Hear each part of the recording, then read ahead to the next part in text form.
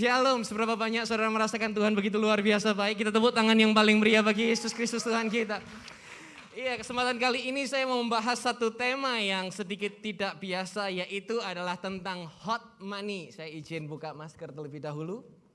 Ya, judulnya adalah hot money, uang panas. Ya, dunia keuangan sekarang lagi panas ya. Semuanya lagi merah berdarah-darah gitu kan. Kalau di dunia keuangan term uang panas itu kata uang panas itu digunakan dalam waktu yang singkat biasanya. Uang panas ini dalam waktu yang singkat untuk bisa mendapatkan keuntungan semaksimal mungkin ya. Nah, seringkali uang panas itu merugikan banyak orang, saudara. Banyak pihak, semua menjadi rugi, semua dibuat pusing, begitu kan? Karena apa? Yang diuntungkan adalah orang-orang tertentu, investor-investor besar, yang biasa kita mungkin paham dengan sebutan bandar, gitu kan? Ini uang panas digunakan untuk spekulasi, ya. Ternyata anak-anak Tuhan juga seringkali terjebak dengan uang panas. Kalau saya mau berkata uang panas versinya saya sedikit berbeda dengan uang panas yang ada di dunia keuangan. Saya berkata uang panas itu adalah kalimat ini. We buy things we don't need with money we don't have to impress people we don't like. Ya, ini loh uang panas itu semacam ini. Kita beli sesuatu yang kita nggak perlu dengan uang yang kita nggak punya untuk pamer kepada orang yang kita nggak suka. Sering kali ini yang terjadi tanpa kita sadari. Beli satu yang gak perlu-perlu amat, uangnya sendiri kita gak punya. Untuk mengimpress, untuk pamer kepada orang-orang yang bahkan kita gak kenal. Saya mau berkata bahwa biaya hidup itu murah. Yang mahal adalah gaya hidup.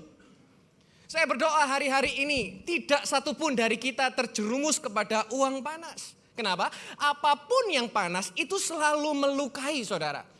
Dulu waktu saya masih muda, waktu SMA lebih tepatnya, kita sering bercanda yaitu adalah, karena kita waktu masih kecil enggak minum minuman yang aneh-aneh, jadi kita minum teh panas. Chinese tea loh saudara, oolong tea, nah itu panas mendidih ya. Jadi kita bercanda-bercanda, tahu nggak ini pertanyaan-pertanyaan yang konyol, kalau kalah dia disuruh minum teguk air mendidih panas. Dan akhirnya sampai sedemikian rupa tiba-tiba salah satu dari teman kami berkata, hati-hati loh kamu minum begitu itu enggak benar loh. Ini ini teh panas sekali, ini mendidih, ini bisa melukai tubuh loh ini. Aku pernah tahu ada orang yang terlalu suka minum panas, diteguk habis langsung enggak lama meninggal. Dek lah kami, shock. Waduh jangan-jangan nanti bisa seperti itu. Walaupun saya scientific belum di-proven, tetapi cukup untuk membuat kita berhenti untuk main itu. Kenapa saya ceritakan ini kepada saudara? Saudara tahu bahwa apapun yang terlalu panas itu bisa melukai kita. Apapun yang terlalu panas itu seringkali bahkan bisa membunuh kita. Saya keingat waktu sekolah di Australia, semua serba lakukan sendiri kan. Yang pertama kali saya kaget itu adalah untuk setrika baju sendiri ya. Karena saya sendiri ini orangnya ya kadang-kadang buhana datang ke tempat saya tinggal, lihat baju laundry itu sudah 2 karung besar begitu. Karena mau cuci baju itu rasanya berat beban di hati gitu kan. Nah mau gak mau saya harus setrika baju. Sementara saya setrika baju gak tahu caranya, kenyoslah di perut saya. Sampai sekarang masih ketinggalan itu tandanya, bekas oleh-oleh kenyos setrikaan itu. Kenapa saya cerita ini kepada saudara? Ternyata secara fisik sesuatu yang panas itu bisa melukai bahkan membunuh. Bekasnya itu terus saudara. Apalagi di dalam keuangan kita. Uang yang panas itu juga bisa melukai kita. Saya percaya hari-hari ini Tuhan itu ingin menyelamatkan saudara. Tuhan itu ingin memberkati saudara. Semua yang ibadah di tempat ini, baik onsite dan online, semuanya diberkati Tuhan. Semuanya kaya, semuanya alami mujizat Tuhan. Yang setuju kita tepuk tangan yang paling meriah bagi Yesus Kristus Tuhan kita. Nah, biarlah minggu terakhir daripada bulan ini masih dalam tema kesembuhan dan pemulihan keuangan. Saya berdoa semua saudara diselamatkan, disembuhkan di dalam keuangan saudara. Setuju katakan amin? Nah, 3 belenggu kuasa uang yang harus kita jauh. Yang pertama yaitu keluar dari keserakahan. 3K yang saya ingin sampaikan.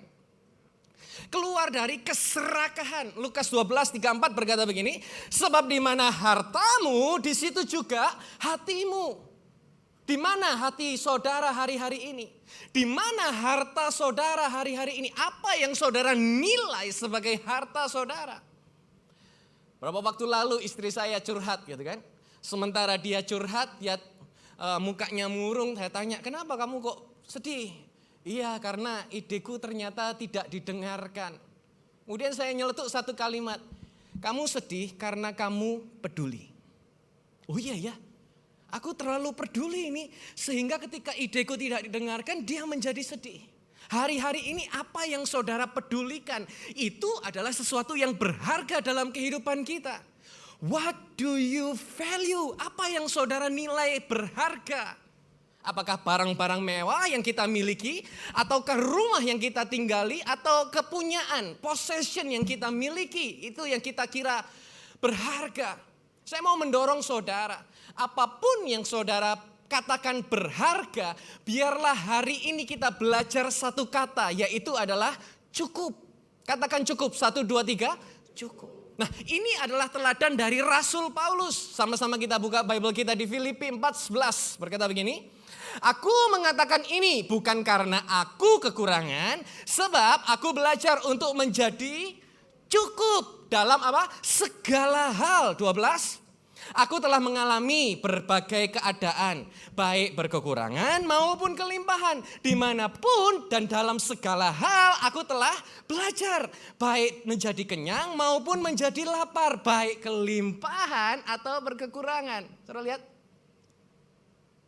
Ternyata Rasul Paulus, dia belajar menjadi cukup. Walaupun dia pernah alami kelimpahan, walaupun dia pernah alami kekurangan, walaupun dia pernah makan sampai kelempokan, kekenyangan, walaupun dia sehari juga gak pernah makan sama sekali. Dan yang luar biasa, yang sering kali kita dengar ayat favorit kita, Filipi 4:13, aku dapat melakukan segala perkara dalam Kristus yang memberikan kekuatan kepadaku. Ini konteksnya ternyata tentang keuangan. Dan dari semua itu Paulus belajar satu kata, yaitu adalah cukup. Walaupun sepertinya sederhana, ternyata enggak loh saudara. Kata cukup ini maknanya dahsyat sekali. Setiap kita punya arti kata cukup yang berbeda-beda. Apa yang menurut saya cukup mungkin tidak bagi saudara. Apa yang saudara katakan cukup mungkin tidak bagi saya. Satu waktu TV di rumah saya itu rusak semua saudara. Entah kenapa kok janjian atau gimana kok rusaknya barengan semua gitu kan. Jadi saya gak punya TV di rumah. Bahkan satu yang paling terakhir di kamar. Ya memang jarang nonton TV juga, tetapi begitu terakhir di kamar. Karena anak-anak sekarang kan suka nonton Koko Melon itu kan. Ya itulah pokoknya. Sementara itu di rumah, lah ini kok rusak semua bagaimana ini. Mau saya servis TV saya. Begitu saya bawa ke tempat servis, saudara tahu harganya servis berapa? 15 juta, syok saya. Hah? Ini servis TV 15 juta. Gak kurang ide saya, kalau cari yang paling murah-murah saya jago saudara. Carilah TV merek Cina. Ya, apa itu, TT apa itu ya. Harganya, ukurannya sama, besarnya sama. Kalau tadi servis 15 juta, ini beli baru cuma 5 juta. Wah, akhirnya kalap saya, beli 2 langsung. Ya kan? Lah ini servis rusak yang lama itu 15 juta, beli yang baru dapat 2, paling enggak kan saya masih bisa nabung 5 juta, pikirnya saya begitu. Ya kan? Belilah 2, pasanglah. Wah, akhirnya ternyata kok yang jelalah anak saya lebih suka nonton dari handphone, gak suka nonton dari TV gitu kan. Sakitnya tuh di sini gitu. Terus bayarnya sudah ngangsur cicilan 1 tahun pula kan gitu. Aduh, saudara perhatikan. Seandainya saya tahu belajar kata cukup, beli 1 saja kan sudah. Gak perlu beli 2, bayar nyicil setahun pula. Ngapain? Toh ya juga gak ditonton. Ya.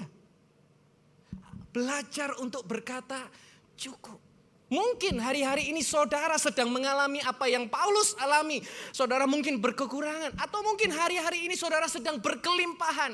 Atau mungkin waktu pandemi kemarin saudara merasa berkatnya Tuhan ini terhambat berhenti. Tapi mungkin ada orang-orang lain, sementara pandemi malah musim pandemi diberkati begitu luar biasa dahsyat.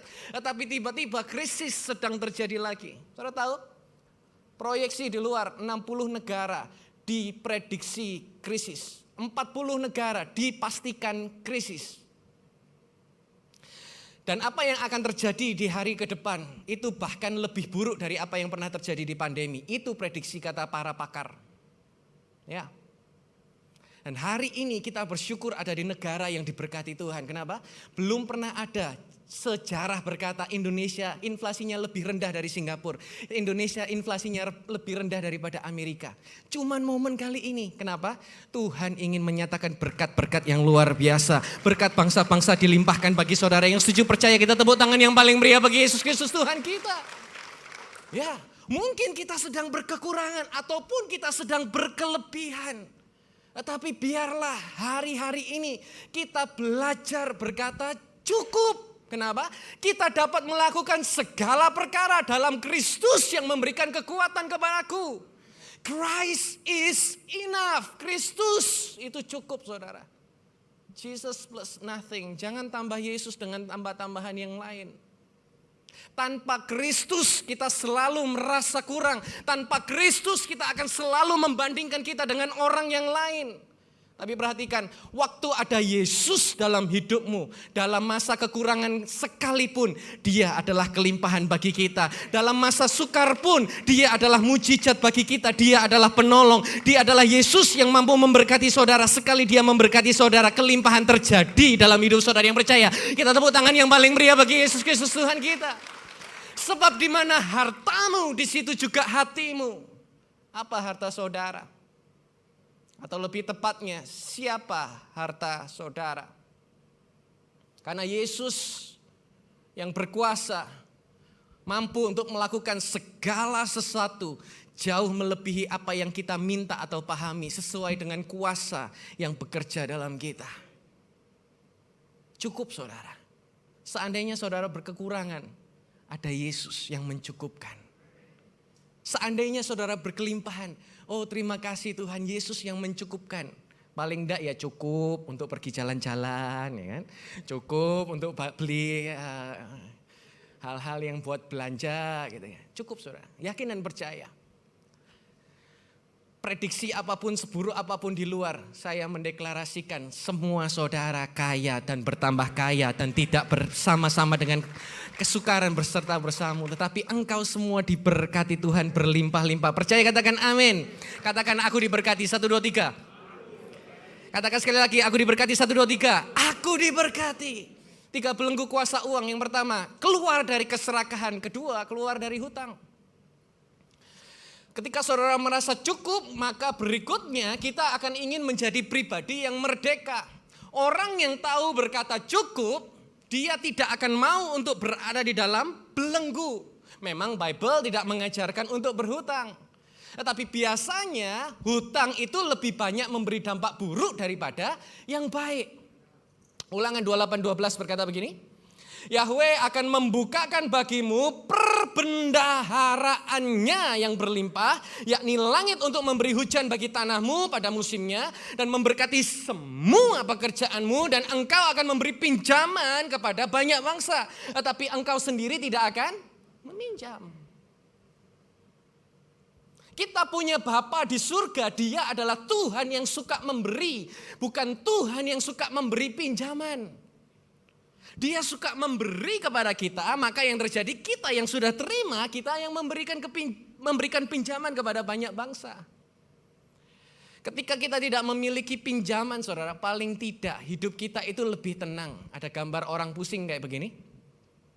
Nah ini, hipertensi pusing di belakang, stres di tengah, migrain di depan, sinus di hidung, vertigo di belakang. Masih awal bulan tapi gak punya utang, pusingnya 7 keliling saudara. Sudah bulan baru tapi uangnya sudah entah kemana, harus bayar cicilan. Bulan itu hidup dari mana? Dari hutang lagi. Ya ini gambarnya ini, pusing semua, merah semua gitu kan. Begitu dapat uang langsung habis. Semuanya digunakan untuk pinjam lagi. Gali lubang, tutup lubang lagi. Gali lubang, tutup lubang lagi. Gak selesai-selesai hidupnya. Dan saya mau berkata kepada saudara, hari-hari ini biarlah kita menjadi pribadi-pribadi yang bukan meminjam, tetapi menjadi pribadi-pribadi yang meminjami orang. Setuju, katakan amin. Kata perbendaharaan itu adalah berangkas. Dan bahkan dikatakan di sana yang berlimpah. Lalu kenapa kok kita harus memilih hidup untuk meminjam? Sementara Bapa Yahweh ingin memberikan berkat dalam kehidupan saudara. Amsal 22:7 berkata, orang miskin dikuasai oleh orang kaya. Dan seorang yang berhutang adalah pelayan bagi orang yang memberi pinjaman. Dengan kita meminjam, kita ini menjadikan diri kita pelayan kepada yang memberi pinjaman. Mau tidak mau, kita akan melakukan apa yang dikatakan oleh sang pemberi peminjaman. Kalau kita nggak sanggup bayar, kita punya jaminan. Apapun kata yang memberi pinjaman, ya seperti itu harga yang kita jaminkan. Mau dilelang, mau dijual, terserah dia. Karena kita menjadi pelayan bagi yang memberi pinjaman. Itu kalau ada jaminan. Kalau enggak ada, lebih parah lagi. Hidupnya diteror, diancam, dikata-katai, dibodoh-bodohkan, dihina-hina. Menyedihkan saudara. Hari ini saya mau berkata kepada saudara, yuk kita kembali ke Bible. Bible berkata Ulangan 8:18. Namun engkau harus ingat Yahweh Elohimu, karena dialah yang memberi kepadamu kekuatan untuk memperoleh kekayaan dengan maksud meneguhkan perjanjian yang telah dia ikrarkan kepada leluhurmu seperti hari ini. Dia yang memberikan kekuatan untuk memperoleh kekayaan. Ketika kita meminjam, yang kita ingat bukan bahwa Bapa Yahweh yang memberikan kekuatan untuk memperoleh kekayaan. Tetapi ketika kita berhutang, yang kita ingat adalah bayar cicilan.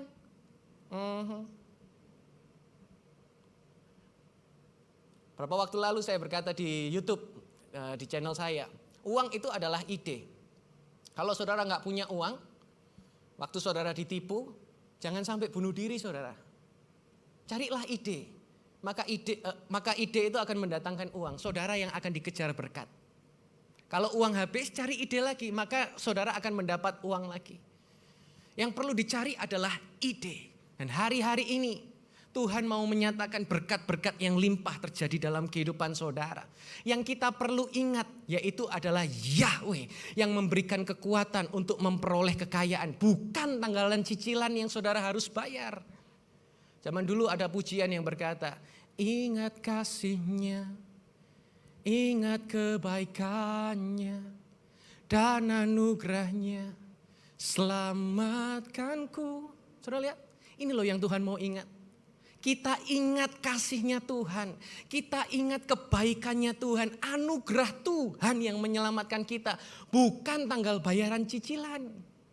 Hari-hari ini dijauhkan dari saudara semua. Saudara bukan yang meminjam, tetapi saudara diberkati untuk memberikan pinjaman. Berkat Tuhan dicurahkan sempurna bagi saudara yang percaya. Kita tepuk tangan yang paling meriah bagi Yesus Kristus Tuhan kita. Amin, amin. Yang ketiga sekarang yaitu adalah yang ketiga, kelola keuangan. Pertama, keluar dari keserakahan, keluar dari berhutang. Dan ketiga, kelola keuangan. Kemarin saya lagi servis mobil. Saya pergi ke Surabaya Barat. Begitu sampai ke Surabaya Barat, saya nggak pernah main-main ke daerah Barat, nggak pernah. Karena jauh saudara, lebih jauh ke Surabaya Barat daripada ke Malang. Ya, kalau macet itu lebih dekat ke Malang daripada ke Surabaya Barat gitu kan. Jadi saya jarang sekali ke Surabaya Barat. Tapi kemarin karena harus servis dan tempatnya di sana, mau nggak mau saya ke sana. Begitu di jalan saudara, saya kaget. Dulunya masih hutan belantara, begitu tengok, wih, rumput golf hijau, keren. Lihat itu adem, bersih, wah tenang, sejuk begitu kan. Terus kemudian dalam hati, rumputmu di rumah kok blekede. Kok jelek sekali rumput di rumah, ini kok bagus banget ini. Hijau, wah ngelihatnya itu seperti padang rumput yang, wah kayak di Bible itu loh. Dia akan membawamu kepada padang rumput yang hijau gitu kan. Air yang tenang gitu kan. Kalau di rumah kok, waduh kayak bukan rumput gitu kan, ilalang semua gitu kan. Kemudian Tuhan kasih hikmat, tentu perawatannya berbeda. Dan yang lebih parah lagi, saya bahkan tidak tahu apa yang dilakukan para pengelola rumput golf itu untuk bisa jadikan rumputnya hijau. Saya nggak punya pemahaman, saya nggak punya hikmat untuk bisa tahu apa yang dia lakukan sehingga rumputnya bisa sebegitu bagus. Nah untuk itu mungkin ketika saudara lihat loh orang itu kok diberkati ya, orang itu kok enak hidupnya ya, mungkin yang kita perlukan adalah hikmat dari Tuhan. Pengkhotbah 7:12 berkata, hikmat memberi perlindungan, demikian halnya dengan uang. Tetapi keuntungan dari pengetahuan ialah bahwa hikmat memberi kehidupan bagi mereka yang memilikinya. Hikmat itu memberikan kehidupan loh saudara. Saya berdoa hari-hari ini ada kehidupan dalam keuangan saudara, ada kehidupan dalam pekerjaan saudara, ada kehidupan dalam usaha saudara. Semuanya Tuhan buat berhasil, gak ada satupun yang gagal. Semua diberkati Tuhan. Yang setuju kita tepuk tangan yang paling meriah bagi Yesus Kristus Tuhan kita. Satu kali saya ketemu dengan seorang yang dermawan sekali dan sangat baik sekali gitu. Saya perhatikan hidupnya, ini orang ya charity iya, suka nabur di gereja kok ya iya, dia libur jalan-jalan iya, belanja barang mewah iya, kok tetap kaya aja, kok gak habis-habis duitnya. Ternyata dia menerapkan prinsip keuangan surga saudara. Keuangan surga dengan keuangan dunia itu berbeda. Dunia berkata yang memiliki lebih itu yang berbahagia. Melalui sosial media kita selalu didoktrin. Ya, kalau kita gak bisa pakai baju merek tertentu maka kita gak akan bahagia. Kalau kita tidak bisa pergi ke tempat-tempat tertentu yang seperti dikatakan sosial media, kita gak akan bahagia. Ini yang dunia mencoba untuk mendoktrin saudara. Tetapi perhatikan, beda dengan apa yang Yesus ajarkan. Yesus berkata adalah lebih berbahagia memberi daripada menerima. Seberapa sering saudara terjebak dalam pikiran keuangan dunia? Seandainya aku bisa makan di tempat kayak gitu, aku pasti lebih bahagia. Seandainya aku bisa pergi ke sana, aku pasti lebih bahagia. Seandainya aku bisa beli ini, aku pasti lebih bahagia. Ada pernah dari saudara terjebak itu? Kalau aku punya ini, aku pasti bahagia. Salah total saudara. Nggak percaya, coba sendiri. Ya, nabunglah sampai sedemikian rupa, kebeli akhirnya pasti bahagia atau tidak? Enggak. Dulu saya karena suka reptil gitu kan. Wah ini bagus sekali ini ya, seandainya aku punya itu pasti bahagia. Ternyata at the end of the day ya sudah punya ya sudah biasa saja. Yang benar itu adalah ajarannya Tuhan Yesus. Lebih berbahagia memberi daripada menerima. Kenapa saudara perhatikan orang yang suka charity itu lebih awet muda?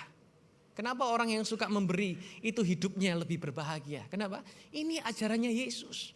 Bukan untuk kita terus mendapat, menjadi orang yang paling kaya. Enggak saudara.